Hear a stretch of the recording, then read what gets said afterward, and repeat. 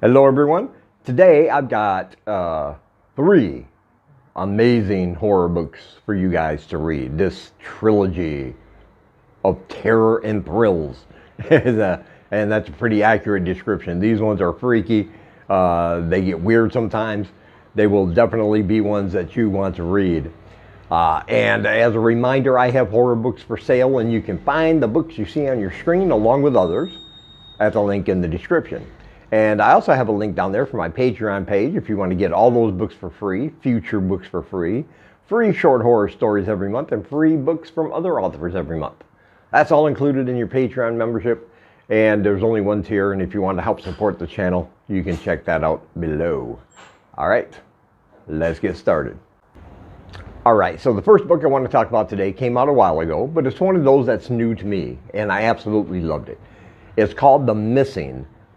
And if you read the blurb on the book cover, somebody said it reminded them of old school Stephen King. And that would be accurate. But trust me, this author has her own spin and her own style she puts in place in this book. But this one is great because it's multiple characters. There's really no main character. It's about an infection, a contagion, a virus perhaps, but it has supernatural origins. It's set in the town of Corpus Christi, Maine, Corpus Christi, Maine is an affluent suburban kind of town, and close by is another town called Bedford. Bedford years ago had an accident and a fire at their paper mill, which caused the chemicals to catch on fire and explode. And it released toxins into the air, deadly toxins. A lot of people died.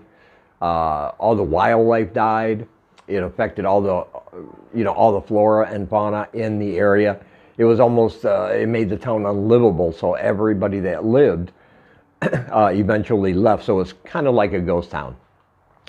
And one day a school teacher takes her kids to a trail in the woods in Bedford, on like a little field trip, and she accidentally leaves one behind.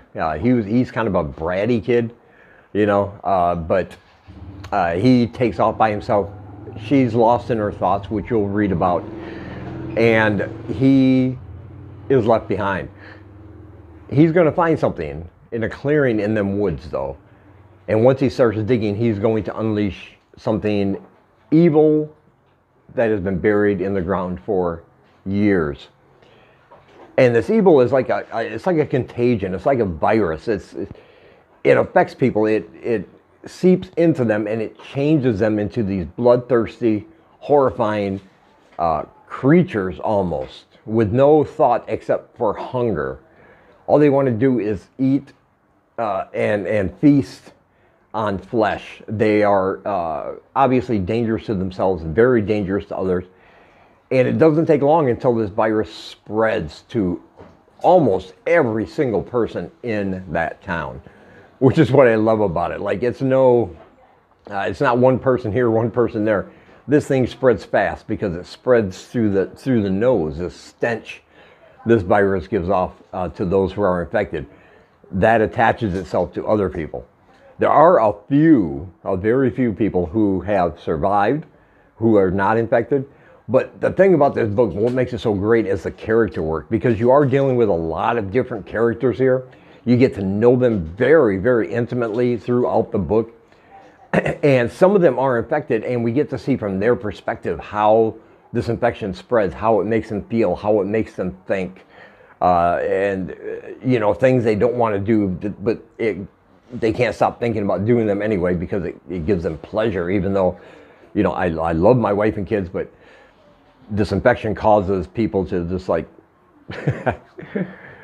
think thoughts like, yeah, I love my wife and kids, but I'd rather sink my teeth into their throat and tear out their esophagus with my teeth.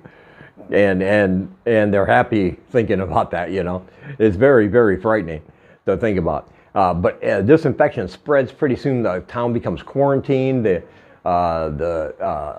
CDC is called in. They leave, but then the military comes in and with orders to shoot on sight anybody in that town who's trying to leave, infected or not. Just shoot on sight. Oh, it becomes very exciting, very fast-paced, and very, very bloody and brutal. I love that about this book. But again, you got all those great characters and how they're dealing with it. You got the survivors who are going to have to do something if they want to live and not be infected themselves. But what can they do? They can't leave. And they're in a town full of streets lined with body parts, streets lined with bones of the dead. And the infected basically taken over because nobody knows what to do. It's just, it's just fantastic. Yeah, I absolutely love this one. Of course, I highly recommend it. And there is a link down below where you can pick up your copy. And next we have Melinda West and the Gremlin Queen. This is the second in a series, a fantastic series, by the way. This one is going to be a pre-order. It's not coming out until next month. I'll leave a pre-order link in the description, but while you're waiting, go pick up the first book called Melinda West, Monster Gunslinger, and you'll be all caught up with her adventures. This is set in the Old West, the Old Wild West. Kind of a revisionist kind of Wild West where monsters are very real. And they come from the mountains, and they come from a certain area where there's a portal kind of where they come out of. And they just run roughshod over people. Now, Melinda West and her partner, just like in the first book, they are monster hunters for hire. This is how they get paid. This is what they do. But after the events of the last book, they are retired now. This book takes place about a year after the first book. And they are retired. What happened in the first book, the consequences kind of, well, it's left its mark, both physically, mentally, and emotionally for these two. They lost some very good people that they really loved. And you'll read about that. Just pick up the first book and you'll be caught up. But like always, they kind of get pulled back in when they find out about something happening in a town and people, like the whole town is dying.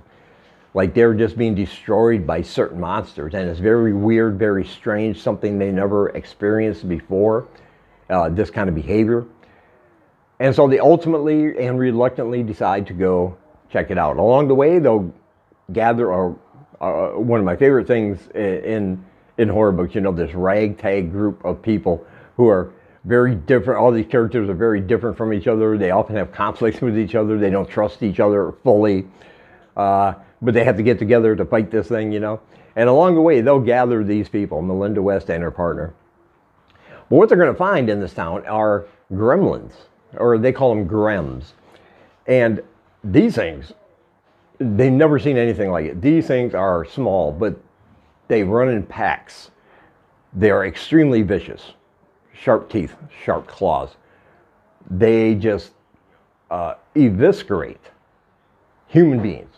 Just cut them open, slip out all their insides, and then they use the human's husks after they do this as like a sleeping bag so that they can lay their eggs. And their eggs hatch very, very quickly. The period between laying the egg and birth is very, very quick. And they're doing this over and over and over. And this area is soon overrun with these nasty, vicious creatures. And the more there are, the more they kill, the more eggs they lay, and there's even more of them. So it's an out-of-control situation. And Melinda West and her partner are going to have to find a way to deal with this. What are they going to do? How are they going to handle it? If they can handle it, because they've never seen anything like this, and they're very limited on how much ammunition and weaponry they have. But like I said, they do have a ragtag group of friends, including a kind of a witch woman who knows some things. And then they got a pregnant woman. She is like ready to have her baby when we first meet her. But her husband was killed by one of these gremlins. So she, despite her condition, she demands to go along because she is out for revenge. She is going to kill every gremlin she comes across because they killed her husband. And then once the baby is born, along the way, well, other things are going to happen, and we're going to find out how this baby might be connected to this gremlin queen, and her whole reasoning for doing this is not necessarily as nefarious as it first appears. And I really love that when the villain the villainous creature here is kind of put in almost a sympathetic light when you find out why she's doing this. Like, to her, it doesn't matter. It's not a big thing. But you'll have to read about all that. Just like the first book, it's filled with, it's a lot of fun to read. It's fast-paced. It's action-packed. But it also has a surprising amount of heart. And you will feel for these characters, you know, and you want to see them succeed. And the the way these gremlins act is absolutely terrifying. I mean, you'll just love that aspect too. And there are other creatures along the way. So yeah, you're getting more than one kind of monster here. Yeah, this one is great. It's coming out next month, like I said, but there is a pre-order link in the description. And I highly recommend it. And while you're waiting, pick up the first book, Melinda West Monster Gunslinger. And you'll be all caught up on the adventures. And I can't wait for more in the future. So check out that link in the description. And next we have, this one is just outright weird and gory and bloody and deliciously disgusting. It's called A Feast of Putrid Delights. This is about a woman who a few years ago suffered, she has PTSD from an incident that happened at a gay nightclub where there was a massacre, a mass shooting where a lot of people died. And she happened to be there at the time. This has caused her to have a very severe case of insomnia. And now she is a chef. Her and her chef friends have opened a restaurant that they're trying to make successful, but because of her condition, she's not as focused as she should be. So she decides to take a new street drug called Cloud that will cure her insomnia and perhaps help her regain her focus on her goals, which is this upscale restaurant her and her friends have started. And it works. It takes care of her insomnia. Oh, but the side effects are disgusting. Pretty soon she becomes obsessed with trying to make these gourmet meals and dishes out of things that are rotting things, all the rot in the world. She takes in and imbues into her food, trying to make it delicious. It's weird. It's out there, and you never know what's actually going on. Is this an unreliable narrator? Is what she's experiencing actually happening?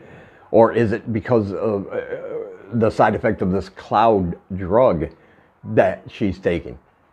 You never really know. But things are going to get weird. Things are going to get putrid.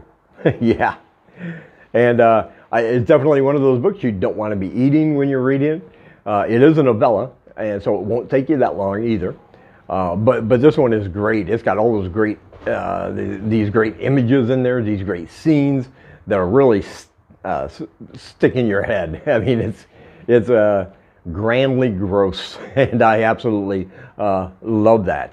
And plus, it's very well written as well, and so you can't go wrong there. Yeah, I love this one. Highly recommend it, of course. And again, there's a link in the description where you can pick up your copy. And as always, I want to say thank you for taking some of your time and spending it here with me. And until we meet again, keep reading spooky, my friends.